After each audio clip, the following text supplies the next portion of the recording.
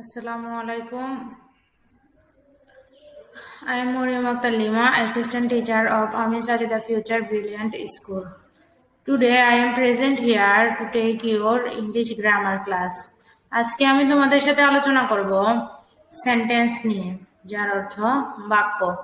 আমি আমার ক্লাসটি আজকে ক্লাস 8 এর স্টুডেন্টদের জন্য তৈরি করেছি। ক্লাস 8 এর পাশাপাশি অন্যান্য ছাত্রছাত্রীরাও আমার এই ক্লাসটি থেকে অনেক উপকার পাবে আশা করি। তাহলে আমরা শুরু করি আমাদের আলোচনা।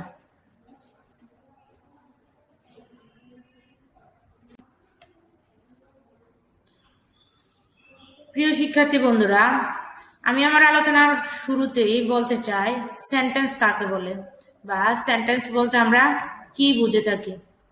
Sentence is a group of words which makes a complete sense is called sentence। অর্থাৎ একটা শব্দ গুচ্ছ দ্বারা আমরা যখন আমাদের মনের ভাব সম্পূর্ণরূপে প্রকাশ করতে পারবো তখন আমরা তাকে বাক্য বলতে পারবো।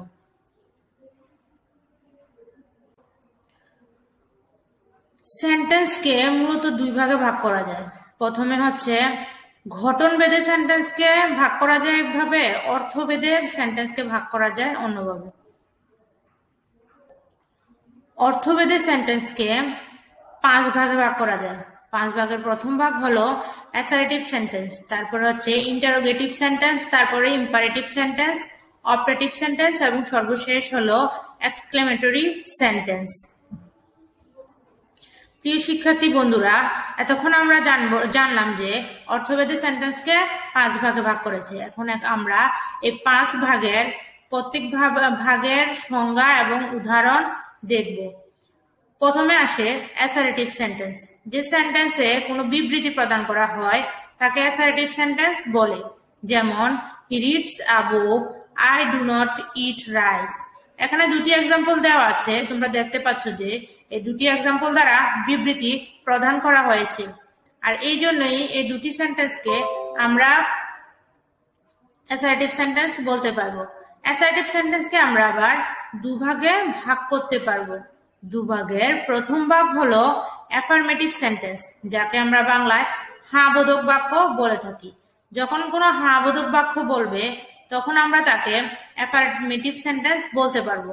আবার যখন কেউ না বোধক সেন্টেন্স বলবে, না সম্মতি জ্ঞাপন করে যখন কেউ সেন্টেন্স বলবে, তখন আমরা তাকে নেগেটিভ সেন্টেন্স বা না বোধক সেন্টেন্স বলতে পারবো।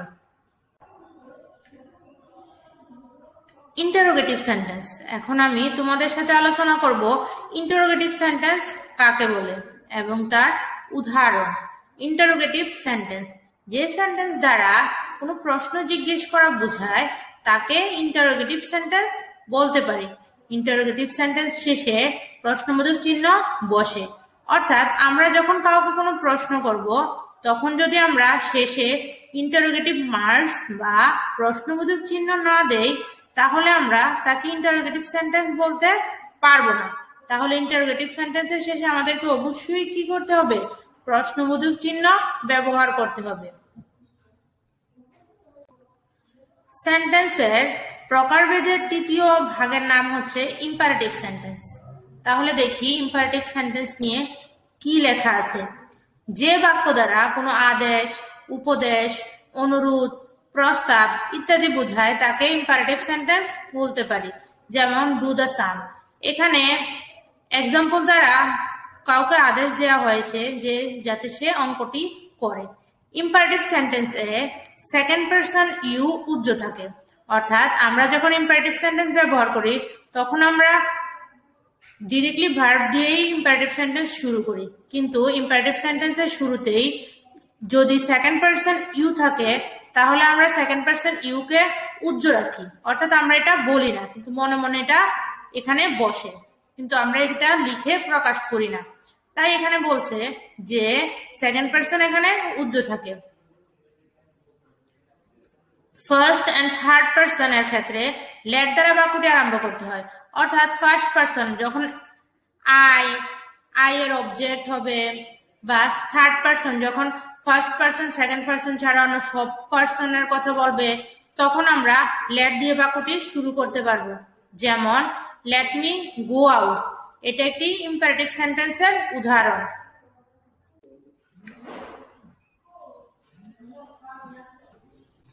আলোচনার এই অংশে আমি তোমাদের সাথে আলোচনা করব অপারেটিভ সেন্টেন্স নিয়ে। যে বাক্য দ্বারা ইচ্ছা, আকাঙ্ক্ষা, প্রার্থনা ইত্যাদি প্রকাশ পায় তাকে অপারেটিভ সেন্টেন্স বলে। যেমন may you be happy, may you prosper in life, long live our president. May দ্বারা অপারেটিভ সেন্টেন্সের অধিকাংশ শুরু হয়ে থাকে, অর্থাৎ অপারেটিভ সেন্টেন্সের শুরুতে সাধারণত আমরা মে ব্যবহার করে থাকি। অর্থাৎ যখন আমরা কোনো সেন্টেন্সের শুরুতে মে দেখব তখন আমরা এটা বুঝে নিব যে এটা operative sentence. Exclamatory sentence. Exclamatory sentence হচ্ছে অর্থভেদে যে বাক্যকে 5 ভাগে ভাগ করা যায়, 5 ভাগের শেষের ভাগের নাম হচ্ছে এক্সক্লেমেটরি সেন্টেন্স। এক্সক্লেমেটরি সেন্টেন্স কাকে বলে আমরা দেখি। যে বাক্য দ্বারা মনের আনন্দ, দুঃখ, বেদনা ইত্যাদি প্রকাশ পায় তাকে এক্সক্লেমেটরি সেন্টেন্স বলে থাকে। যেমন how beautiful the girl is, how charming the scenery is, what a nice flower it is. এই সকল এই 3 ধরনের 3টি বাক্য এখানে দেওয়া আছে। এই 3টি বাক্য দ্বারাই আমরা আমাদের মনের ভাব প্রকাশ করেছি। আর এক্সক্লেমেটরি সেন্টেন্সে সাধারণত হাউ অথবা হোয়াট থাকে। এক্সক্লেমেটরি সেন্টেন্সের শেষে আমাদেরকে অবশ্যই আশ্চর্যবোধক চিহ্ন ব্যবহার করতে হবে। কখনো কখনো এক্সক্লেমেটরি সেন্টেন্সে শেষে আশ্চর্যবোধক চিহ্ন ব্যবহৃত হয়, আবার কখনো একটা সেন্টেন্সের মাঝে আশ্চর্যবোধক চিহ্ন ব্যবহৃত হয়। যেমন এলাস দিয়ে আশ্চর্যবোধক চিহ্ন দিয়ে আমরা একটা বাক্য লিখতে পারি। তাহলে আমরা এতক্ষণ তোমাদের সাথে আলোচনা করেছি অর্থভেদে সেন্টেন্সকে 5 ভাগে ভাগ করা হয়েছে। এখন আমি তোমাদের সাথে আলোচনা করব গঠনভেদে সেন্টেন্সকে আবার 3 ভাগে ভাগ করা হয়েছে। এই 3 ভাগের প্রথম ভাগের নাম হচ্ছে সিম্পল সেন্টেন্স, যেটাকে আমরা বাংলায় সরল বাক্য বলতে পারি। তারপর হচ্ছে কমপ্লেক্স সেন্টেন্স, যেটা হচ্ছে জটিল বাক্য। তারপর হচ্ছে কম্পাউন্ড সেন্টেন্স, যেটা হচ্ছে যৌগিক বাক্য। তাহলে আমরা প্রথমেই সিম্পল সেন্টেন্স নিয়ে আলোচনা শুরু করি। সিম্পল সেন্টেন্স, যে বাক্য এর মধ্যে একটি মাত্র সাবজেক্ট এবং একটি মাত্র সমাপিকা ক্রিয়া অর্থাৎ ফিনিট ভার্ব থাকে তাকে আমরা সরল বাক্য বা সিম্পল সেন্টেন্স বলতে পারি। যেমন আই রিড আ বুক। এই বাক্যে আই একটি সাবজেক্ট, রিড একটি ফিনিট ভার্ব থাকায় সেন্টেন্সটি সিম্পল সেন্টেন্স। সিম্পল সেন্টেন্সে সাধারণত in spite of, despite of, being ইত্যাদির সাহায্যে গঠিত হয়। যেমন যদি আমি এক্সাম্পল দিয়ে দেখিয়ে দেই তাহলে he is too weak to walk, in spite of he is old age he is active. এখানে ইন স্পাইট অফ ব্যবহৃত হয়েছে, যেটা হচ্ছে সিম্পল সেন্টেন্স এ ব্যবহার হয়ে থাকে। আর এভাবেই আমরা সিম্পল সেন্টেন্সকে চিনতে পারবো।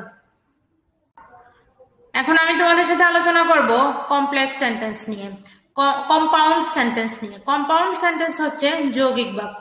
কম্পাউন্ড সেন্টেন্সে যে বাক্য 2 বা ততোধিক প্রিন্সিপাল ক্লজ থাকে এবং এগুলো and, because, but, or, yet ইত্যাদি কনজাংশন দ্বারা যুক্ত থাকে তাকে আমরা কম্পাউন্ড সেন্টেন্স বলি। এই সকল কনজাংশনকে আমরা আবার কখনো কখনো লিঙ্কিং ওয়ার্ডও বলে থাকি, অর্থাৎ এই সকল শব্দগুলো আমাদের 2টা সেন্টেন্সের মধ্যে লিঙ্ক অর্থাৎ কানেকশন করে দিয়ে থাকে। যেমন উদাহরণ দিয়ে দেখিয়ে দেয় যে he was poor but he was honest. He was poor এর সাথে হি ওয়াজ অনেস্ট এর একটা কানেকশন ক্রিয়েট করার জন্য আমরা বাট ব্যবহার করেছি, আর এই জন্যই এটাকে আমরা কম্পাউন্ড সেন্টেন্স বলতে পারবো।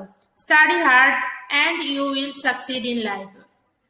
তাহলে এখানে আমি দেখতে পারি যে আমি এখানে কম্পাউন্ড ওয়ার্ড হিসেবে এন্ড ব্যবহৃত করেছি এবং এটা 2টা বাক্যের মধ্যে কানেকশন ক্রিয়েট করেছে, আর তাই এটাকে আমি কম্পাউন্ড সেন্টেন্স বলতে পারবো। He is wealthy but miser. এখানে ঠিক একই নিয়মে বাট কম্পাউন্ড ওয়ার্ড হিসেবে ব্যবহৃত হয়েছে। তাই আমরা যখন একটা বাক্যের মধ্যে and, because, but, or, yet ইত্যাদি পাবো তখন আমরা খুব সহজেই বুঝতে পারবো যে এটা কম্পাউন্ড সেন্টেন্সের উদাহরণ। গঠনভেদে সেন্টেন্সকে যে 3 ভাগে ভাগ করা হয়েছে, 3 ভাগের শেষের ভাগের নাম হচ্ছে কমপ্লেক্স সেন্টেন্স। তাহলে আমরা বন্ধুরা জানি কমপ্লেক্স সেন্টেন্স কি এবং কোন কোন ওয়ার্ড থাকলে আমরা কমপ্লেক্স সেন্টেন্সকে খুব সহজেই চিনতে পারবো। কমপ্লেক্স সেন্টেন্স, যে সেন্টেন্সে একটি প্রিন্সিপাল ক্লজ এবং এক বা একাধিক সাবঅর্ডিনেট ক্লজ থাকে তাকে কমপ্লেক্স সেন্টেন্স বলে। যেমন we know that he is honest, এই সেন্টেন্সে উই নো হলো একটি প্রিন্সিপাল ক্লজ এবং হি ইজ অনেস্ট হলো সাবঅর্ডিনেট ক্লজ। যখন দ্যাট দ্বারা যুক্ত করা হয়েছে তখন আমরা এই দ্যাটকে যেহেতু এটা দ্যাট দ্বারা যুক্ত করা হয়েছে তাই আমরা এটাকে কমপ্লেক্স সেন্টেন্স বলতে পারি।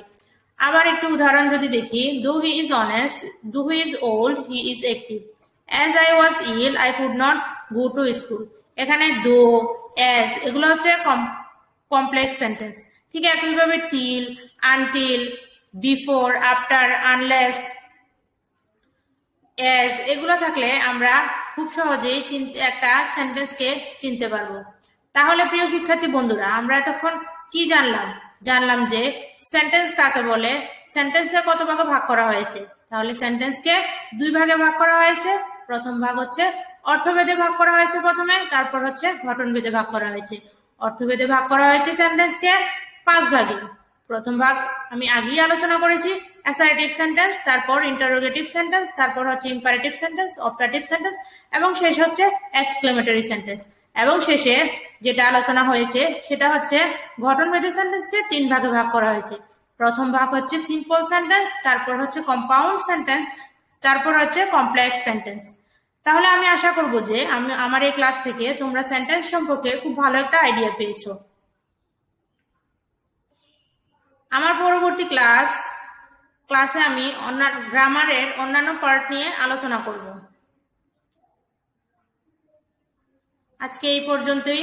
আসসালামু আলাইকুম।